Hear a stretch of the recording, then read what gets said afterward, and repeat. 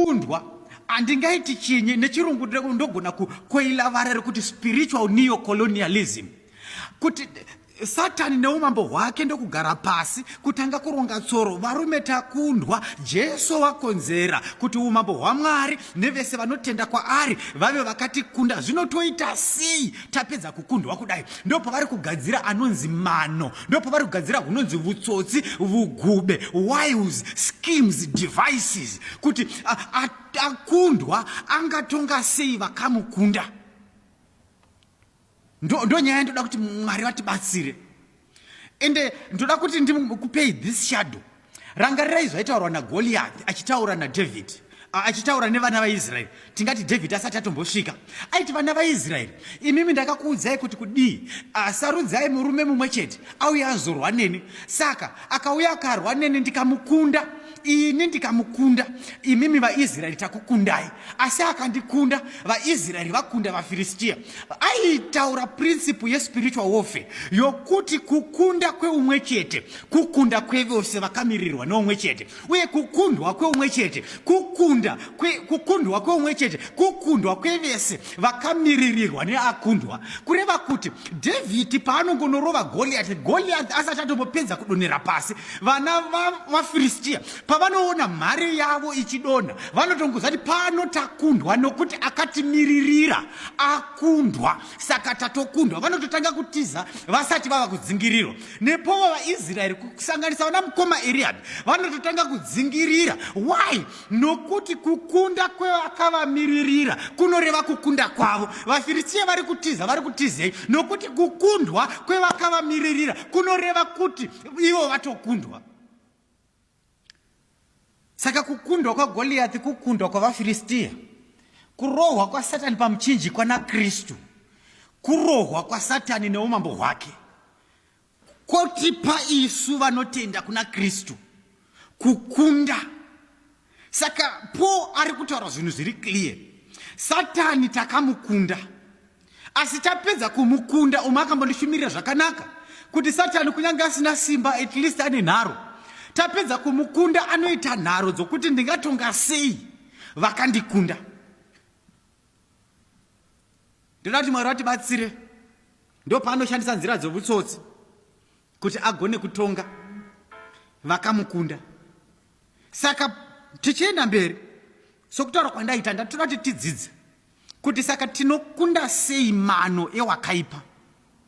Saka panapa ndoda kuti tikurumidze kutsika kubhuku yaHosea pachapter 4 pavesi 6 pataverenga. Mwari vari kuti vanhu vangu vaparara. Mubvunzo ndokuti chii chiri kukonzera kuti vaparara. Mwari ndobva vati vaparara nokuda kwekushayiwa kuziva, kwekushayiwa zivo. Kureva kuti Mwari vari kuti because of ignorance, vanhu vangu nokuda kwokugara mukusaziva vari kuparadzwa. Ndoda kuti nditsanangure chimwe chinhu panapo. Mwari havasi kuti vanhu vari kuparadzwa nokuti Satani akangwara. Haasi kuti vanhu vari kuparadzwa nokuti Satani ane manomano. Ayewa, vari kuti chiri kugonesa kuti vanhu vaparadzwe, ivo vakapiwa kukunda naKristu pamuchinjikwa, kuti vanogara mukusaziva. Saka chii chandoda kuti tinzwisise vana vaMwari? Pane combination yezvinhu tu zvinokonzera kukundwa nokutongwa kwevakakunda. Zvinokonzera kuti maKristu kunyange vakapiwa kukunda naKristu vararame vachitongwa, vararame vachikundwa, vararame vachioneswa moto newakaipa. Combination iyi, chekutanga, mano ana Satani aanoshandisa.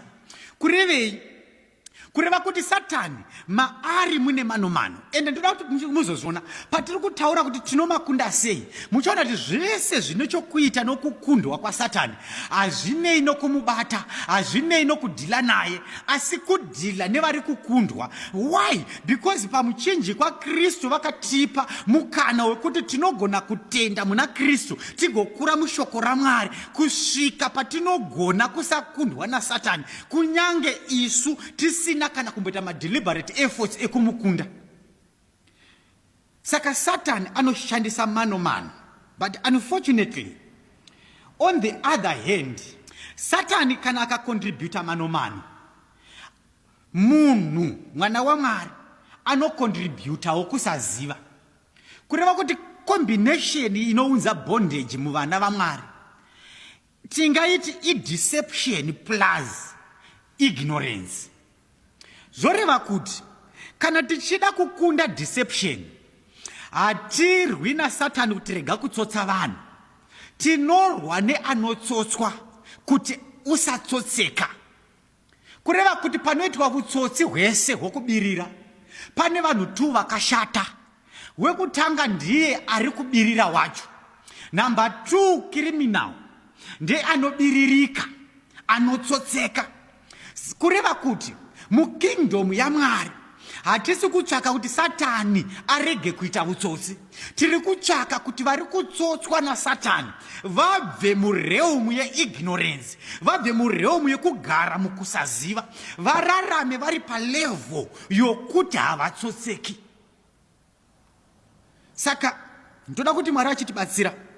Hosea yati vanhu vangu vaparadzwa, ende vaparadzwa nokuda kwekuti vanogara mukusaziva. Kureva kuti ukama hwedeception iri muna Satani neignorance iri mumunhu hungafanana neukama hunowanikwa pakati pemvura nehove. Mvura iri ignorance iri mumunhu, hove iri deception iri muna Satani. Zvoreva kuti zvinogoneka kuuraya hove usina kuitaka. Unoibvisira mvura, ukabvisa mvura watopedza kuuraya hove. Kureva kuti tikabvisa ignorance muchechi tapedza kuuraya deception yaSatani. Why? Because where there is no ignorance, deception haigoneki. Kureva kuti kana pane chinhu chinonyanyisa kurwiswa naSatani pamusoro pechechi, inyaya yekuti kuparidzwe vhangeri rinobvisa vanhu mukusaziva. Why? Because kusaziva kwacho ipati yecontract yaSatani kuti kutsotsa kwake kugoneke anofanira kuwana chechi ine vanhu vanogara muignorance, vanogara mukusaziva. Sandoti Mwari achitibatsira tinzwise chinhu icho. Deception, manomano aSatani. Ende pandiri kutsanangura, handi makazviona imimi kuti zvinogoneka kuti panotamba mamwe matimu maviri, vatungamiriri veimwe timu yechitatu vasina kana timu iri kutamba vanogona kuuya kuzoona matambiro ari kuita timu idzi nokuti vanoziva kuti pane mukana wekuzotambawo nadzo. Zvoreva kuti panapa chimwe chinhu ndoda tinzwisise ndechekuti iyi nyaya ndiri kuitsanangura kuti tingaita sei kuti tikunde mano ewakaipa, nokuti chinhu chakakosha kuziva kuti kana wakaipa achirwa nesu, kuzivawo marwiro aanoita zvakakosha. Ende tirangarire even chiro mukanotarira pana Genesis chapter 3 panotaurwa nenyaya dzokutadza kwavanhu vokutanga, pakashandiswa chitsotsi, pakashandiswa deception, pakatonzi nyoka yakanga ina mano, kureva kuti haina kuhwina feya, yakahwina nokubirira. Tikatarira Joshua chapter 9 tinozvinzwa zvevana vaGibheoni kuti the Gibeonites vakashandisa manomano ekuenda kuna Joshua, vakatakura chingwa chakaora, chakaora, hembe dzakabvaruka, zvakati nezvakati. Asi muchatsokuona kuti pavari kuenda kunotsvaka kuinoita sungano naJoshua, havasi kuenda vari feya, vari kuenda vakazvivanza, vari kuenda vane zvinhu zvokunoshandisa kutsotsa vanhu. Even tikazonotarira shoko raMwari pana 2 Corinthians chapter 11 tinodzidza chokwadi chekuti wakaipa ane tsika yokuzvishandura kuti aonekwe sewakanaka. Mukatarapo paari kutonyora anoti even vaapostora venhema havauyi vachizviratidza kuti tiri venhema, vanozvishandura kuti vaonekwe sevaapostora vechiedza. Kukazinapo hazvitishamisi kana vaapostora vaSatani vachidaro, nokuti kunyange naSatani vo pachake unozvishandura kuti aonekwe sewechiedza iye ari werima. Idzodzo ndidzo process dzokubikwa kwenonzi deception, kweanonzi manomano.